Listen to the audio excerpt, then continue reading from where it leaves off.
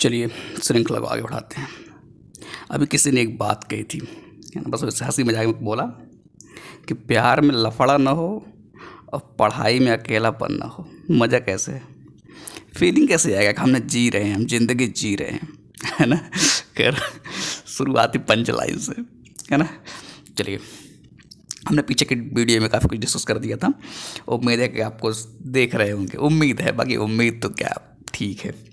विश्व का सबसे गहरा ज्ञात ब्लू व्हेल, पहला पॉइंट, ये पहला आर्टिकल डिस्कस करते हैं, ठीक है। मजे से चलेंगे, ठीक है। अब कुछ लोग शॉर्ट ढूंढना शुरू कर देंगे, short video. Sir short video मिल रहा है कोई नहीं, 10 मिनट वाला, 10 मिनट वाला वीडियो कोई है जिससे कि हम देखें और तुरंत करंट अफेयर्स पूरा कंप्लीट हो जाए। हाँ बाकी लोग बेवकूफ़ हैं, बस जो साल भर से पढ़ रहे हैं मैगजीन उठा करके मंथली, फिर उसके बाद उसका एनालिसिस कर रहे हैं, फिर उसके बाद जो है अर्धवार्षिक पढ़ रहे हैं, वार्षिक पढ़ रहे हैं, टेस्ट कर रहे हैं, वो सब फालतू आदमी हैं। उनके पास बहुत टाइम बर्बाद कर रहे हैं। खैर चलिए टॉपिक बात है।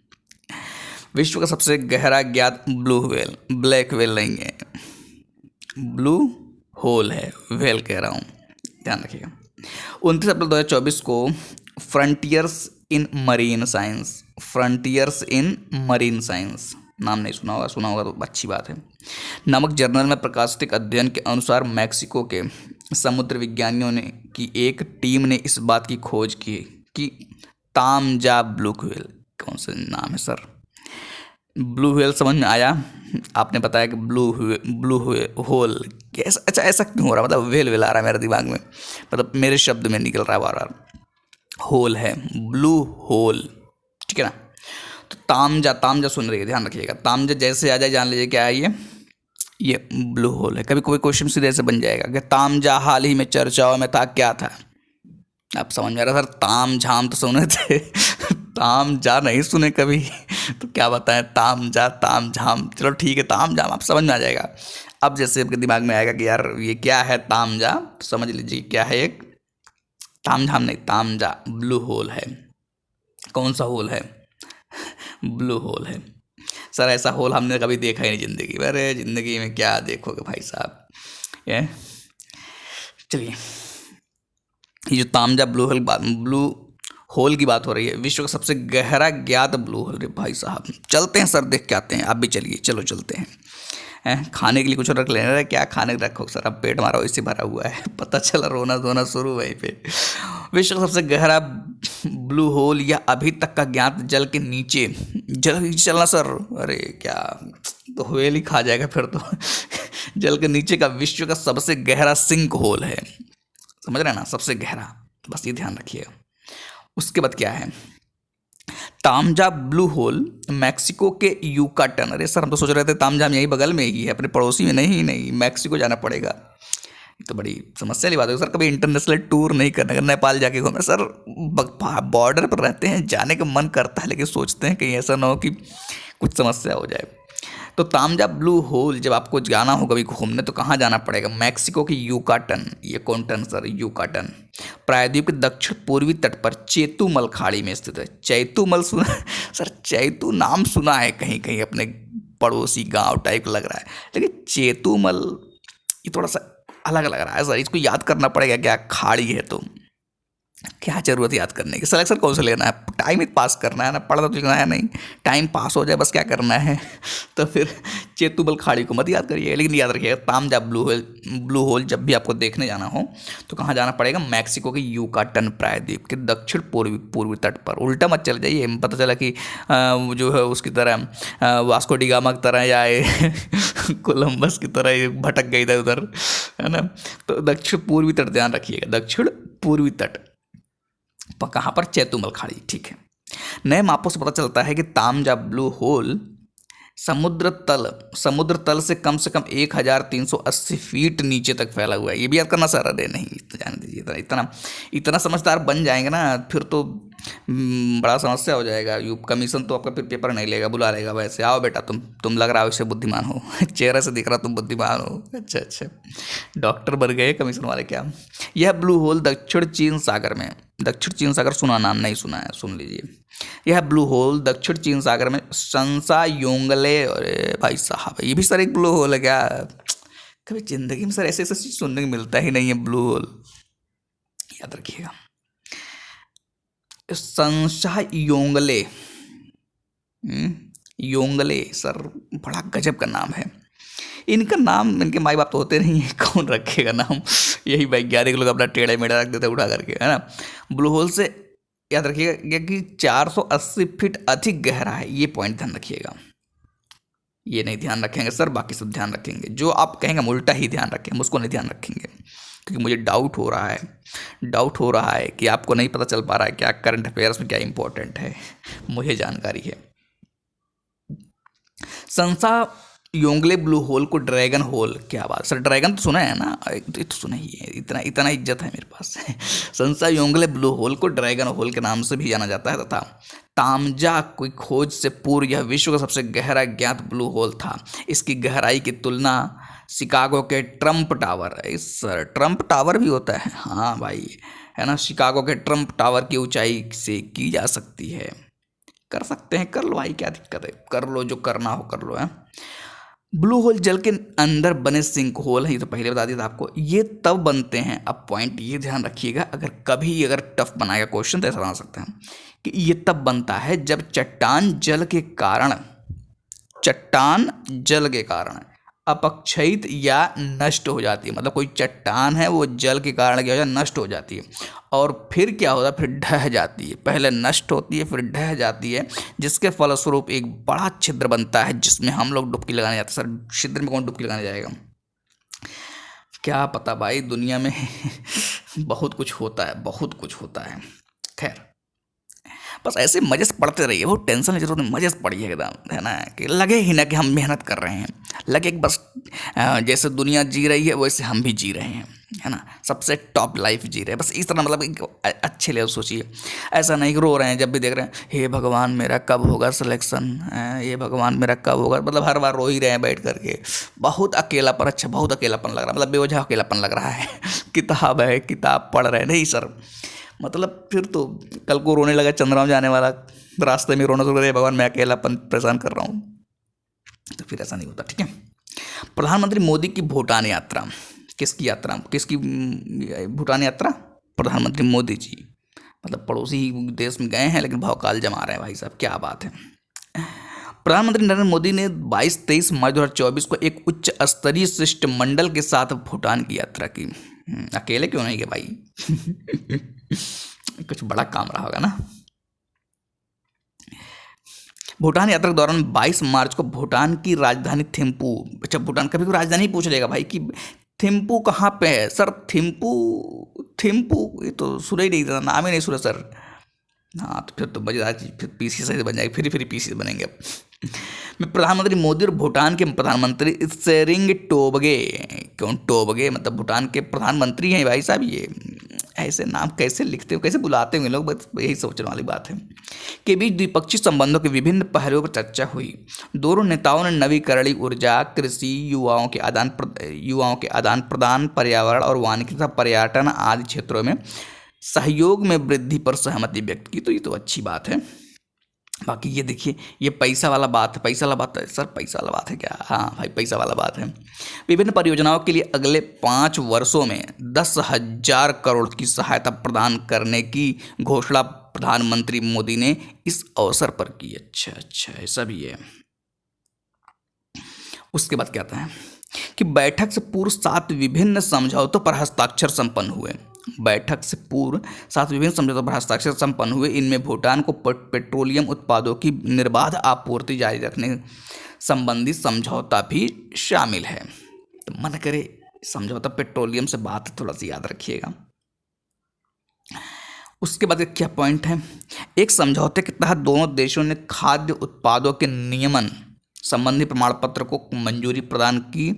एक अन्य समझौता ऊर्जा संरक्षण के क्षेत्र में सहयोग स्थापित करने को लेकर है।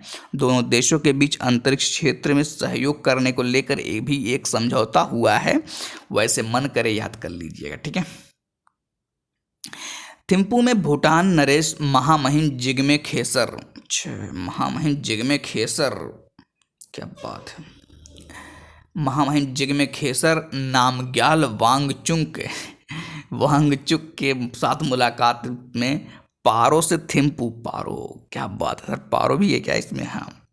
मुलाकात में पारो से थिम्पू तक की यात्रा के दौरान लोगों द्वारा विशिष्ट सार्वजनिक अभिनंदन के लिए महामहिम के प्रति आभार श्री नरेंद्र मोदी या श्री मोदी ने व्यक्त किया। ठीक बात सर। उसके बाद पॉइंट क्या है, अब कहाँ चलते देखिए। भारत में भूटान मैत्रीपूर्ण घनिष्ठ संबंधों को आकार देने में ड्रक ग्याल पोज, ये कौन सा पोज सर? ये कौन सा पोज है सर? हमने कभी सुना नहीं, ये सब पोज होता है। बस मैंने तो बस इधर तो सेल्फी लेने के लिए सोचा था कि ऐसे ऐसे पोज बनाया जाता है, लेकिन ये क्या, ड्रक ग्याल पोज, ग्याल, ड्रग सर, ड्रग ट्रक कर देना ही, ड्रग ड्रग ड्रग भी नहीं कर सकते, ट्रक भी नहीं कर सकते, ड्रग ड्रग ही होगा।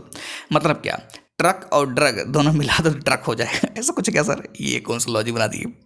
ऐसा भी लॉजिक बना देंगे तब तो फिर तो याद ही हो जाएगा ना, जब ऐसी लॉजिक आ जाएगी दिमाग में। खैर, उसके बाद ड्रग ग्याल पोज द्वारा निरंतर प्रदान किए गए मार्गदर्शन विजन की सराहना दोनों पक्षों ने की तथा इस महत्वपूर्ण साझेदारी को आगे बढ़ाने के तरीकों पर चर्चा आपसी वार्ता में की। आपसी वार्ता की बात हो रही, ठीक है। उसके बाद क्या है, उसके बाद ये तो आप सुने ही होंगे, तो मैंने बार बार पढ़ाया है। थिम्पू में एक समारोह में भूटान के सर्वोच्च नागरिक सम्मान, थिम्पू में एक समारोह में भूटान के सर्वोच्च नागरिक सम्मान, भूटान का सर्वोच्च नागरिक सम्मान क्या है? ऑर्डर ऑफ द ड्रक ग्यालपर है। भैया ड्रक ग्यालपर इतनी देर समझा रहे हैं, याद भी हो गया सर, ड्रक, हमारे प्रधानमंत्री को ट्रक मिल गया, ट्रक भी नहीं मिला। बस इतना ध्यान रखेंगे तो याद रहेगा। Order of the drug Gyalpo, है ना, से श्री मोदी को भूटान नरेश ने सम्मानित किया। भूटान के इस सर्वोच्च नागरिक सम्मान से सम्मान किए जाने वाले वह पहले गैर भूटानी, भाई ये अचीवमेंट है, ये अचीवमेंट है कि मतलब कि पहली बार ऐसा हुआ किसी गैर भूटानी को, जो कि प्रधानमंत्री मोदी जी को सम्मानित किया गया उससे, है ना।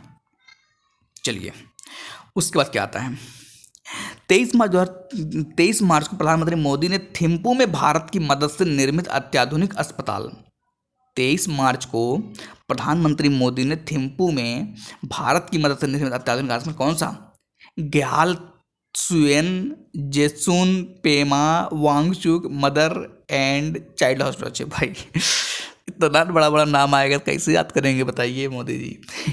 सर आप मोदी जी को कह रहे हैं, अरे हमारे प्रधानमंत्री हैं, गुहार तो नहीं से लगाएंगे ना, किससे लगाएंगे वो गुहार? गुहार लगाना पड़ रहा है।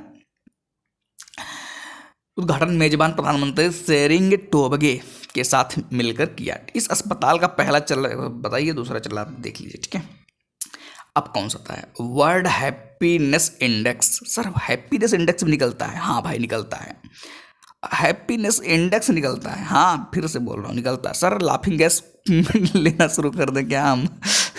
पता चला कि देश में जाकर लाफिंग गैस डाल दो, सब हंस रहे हैं, खुश हो रहे हैं, हैप्पीनेस। सर ऐसा भी है क्या? नहीं, कुछ तो मानक होंगे ना इसके, कि क्या क्या चीज़ होनी चाहिए हैप्पीनेस में। सर अच्छा हैप्पीनेस में क्या क्या मानक हो सकते हैं? पता चला समझ नहीं आ रहा, सभी बच्चों का नाम हैप्पी रख दो, हैप्पीनेस हो जाएगा, पूरा देश का नाम हैप्पीनेस हो जाएगा, ऐसा नहीं सर। चलिए पॉइंट पाते हैं, देखते क्या क्या है। संयुक्त राष्ट्र सतत विकास समाधान नेटवर्क द्वारा 20 मार्च 2024 को वर्ल्ड हैप्पीनेस डे के अवसर पर विश्व के 143 देशों पर आधारित वर्ल्ड हैप्पीनेस इंडेक्स 2024 जारी किया गया। कौन सा? वर्ल्ड हैप्पीनेस इंडेक्स 2024 जारी किया गया था। ये इंडेक्स हैप्पीनेस का इंडेक्स आ रहा है ना, वर्ल्ड हैप्पीनेस डे के अवसर पर। अब वर्ल्ड हैप्पीनेस डे कब था? 20 मार्च 2024 को। चलिए बात ठीक है। उसके बाद क्या है, इस सूचकांक में जहां फिनलैंड को दुनिया के सबसे, अरे क्या फिनलैंड, तुम क्या खाते हो भाई? इस सूचकांक में जहां फिनलैंड को दुनिया के सबसे खुशहाल देश के रूप में आकलित किया गया, वहीं एशियाई देश अफगानिस्तान खुशहाली के पैमाने पर सबसे क्या भाई, क्रिकेट तो बढ़िया खेलते हैं अफगानिस्तान वाले, खुश नहीं रहते क्या? दुखी दुखी क्रिकेट खेल रहे हैं, मतलब बैठे हुए हैं, सिक्स मार करके सोच रहा है कि भगवान सिक्स मार तो दिया हूँ, लेकिन क्या करूँ मैं अब सिक्स मारने के बाद, जाऊँ खुद ही बॉल लेके आऊँ क्या? इतना का टेंशन भाई। देख रहे हैं लास्ट वीक में रखे हो अफगानिस्तान को। फिनलैंड तो भाई बात ही अलग है। हम कहाँ पे हैं, भारत कहाँ पे है? आता है उस भारत का भी नंबर आता, क्यों इतना टेंशन नहीं जरूरत है, देखते रहिए बस, आराम से देखते रहिए। इस रिपोर्ट में भारत 126वां स्थान है क्या? सर आप तो, हम लोग तो इतना खुश रहते हैं, कहाँ गए हमारे खुशी। हम मतलब इतना खुश रहते हैं, कहाँ आंकड़ा 126वां बताओ, मतलब 126वां स्थान है। इससे वर्ष, उससे पूर्व वर्ष 2022 की रिपोर्ट में भारत का स्थान 136। अच्छा अच्छा, बहुत अच्छा काम कर लिया क्या, 22 से हम जो मतलब 136 से 126 पाए, 10 रैंक। हाँ सर, अचीवमेंट है, बस वही अचीवमेंट है। कल को अफगानिस्तान थोड़ा सा कहीं बढ़ जाएगा तो उसका भी अचीवमेंट हो जाएगा। हम लास्ट से कुछ तो ऊपर आए हैं। अपनी अपनी खुशी का एक जो है नियम बना लिए हैं लोग, है ना। इस सूचकांक पर आधारित आकलन के अनुसार भारत में खुशहाली की स्थिति काफी चिंताजनक लगातार बनी हुई है। मन कर याद करिए, मन कर याद करिए, कोई जरूर थोड़ा सा कोई याद करिए। भारत के लिए इंडेक्स का स्कोर 4.054 आकलित किया गया है। इस प्रकार भारत को इस मामले में सबसे नीचे के 18 देशों में स्थान दिए। सबसे नीचे के 18 देशों में, भाई साहब, सबसे नीचे के 18 देशों में नाम दिया गया।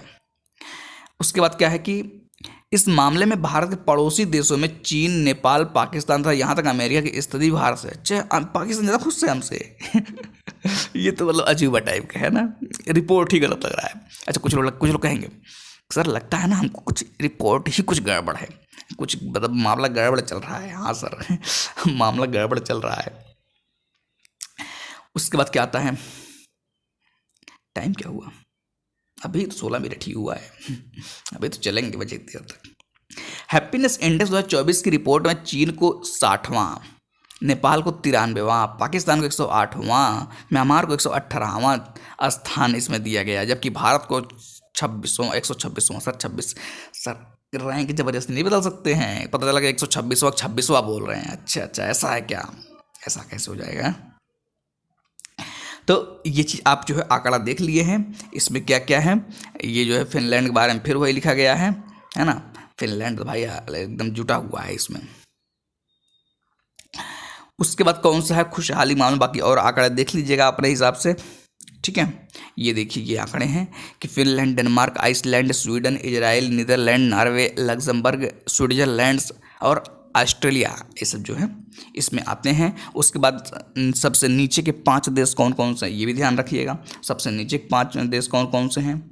उसके बाद कुछ और भी है क्या, उसके बाद भारत व पड़ोसी देशों की स्थिति क्या क्या है, ये भी देख लीजिएगा। अच्छा, श्रीलंका अपने पीछे, श्रीलंका दुखी है अपने से, अरे बस इसी में खुश हैं हम लोग, लेकिन उसके बाद क्या है, किसी भी देश के लिए यूनाइटेड स्टेट, ये तो ठीक है, ये सब देख लीजिए आप, है ना। मानक भले देख लीजिए कि मतलब ये सूचकांक की गणना होती है, ये कौन कौन से मानक होते हैं सूचकांक की गणना करने में, कि मतलब कौन कौन से मानक होते हैं, है ना। तो इसमें सबसे पहले क्या है, प्रति व्यक्ति जीडीपी। पैसा वैसा कमा रहे हो, बस वही से फ्री में खुश हो सर, हमके बिना पैसा के खुश हैं। पैसा क्या मोह माया है, हाँ फिर तो ठीक है, फिर हैप्पीनेस में नीचे गिरा देंगे। प्रति व्यक्ति जीडीपी देखा जाता है, ठीक है। उसके बाद क्या, सामाजिक समर्थन, सामाजिक समर्थन ये भी देखा जाता है। उसके बाद स्वस्थ जीवन प्रत्याशा, स्वस्थ जीवन प्रत्याशा, पता चला कि परेशान हुए पड़े हैं, दवा भी नहीं खा रहे हैं, ठीक भी नहीं हो रहे हैं, चिल्ला रहे हैं और कह रहे हैं कि हम स्वर्ग जा रहे हैं, हम स्वर्ग में बैठे हैं। अपने से ही कह रहे हैं, तो फिर वो इसमें भी काउंट होता है। एक उदारता, उदारता आपको पता ही है। जीवन विकल्प बनाने की स्वतंत्रता, जीवन विकल्प बनाने मतलब कि जो चाहो जिंदगी में कर सको, ऐसा ना हो कि मजबूरी में सब काम कर रहे हैं। ऐसा नहीं होना चाहिए, ठीक है ना, कि मजबूरी में कोई काम कर रहे हैं आप। तो इसलिए जो जीवन विकल्प बनाने की स्वतंत्रता, और भ्रष्टाचार पर धारणा शामिल है। भ्रष्टाचार के बारे में क्या सोच है क्या नहीं, इसके बारे में भी जो है ये सब देखा जाता है, ठीक है। तो ये सब थोड़ा सा कुछ मानक है, बस उससे ध्यान रखिएगा।